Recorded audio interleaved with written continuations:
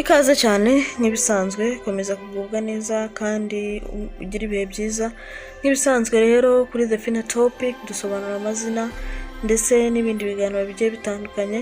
Niba ushaka nawe ko iryawe tuzarigarukaho ubutaha jya hasi bitubwire tuzarisobanura ubutaha. Uyu munsi rero tugiye kugaruka ku izina Brenda. Ese Brenda ni muntu ki? Brenda yitwara ate? Ese Brenda ryakomotse?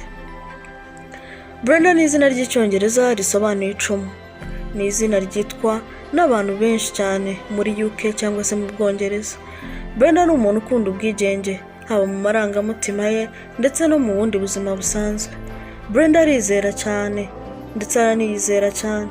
Brenda akunda ibintu byiza kandi bigaragara neza. Brenda rimwe na rimwe ntabwo akunda inama cyangwa se gukontororwa, aba ashaka gukora uko abitekereza. Brenda afite imyitwarire myiza. Brenda akunda kwinjira mu buzima bw'abantu kubera gukunda gufasha. Brenda kugira kwihangana guke kubera gukunda gukora ibintu byiza.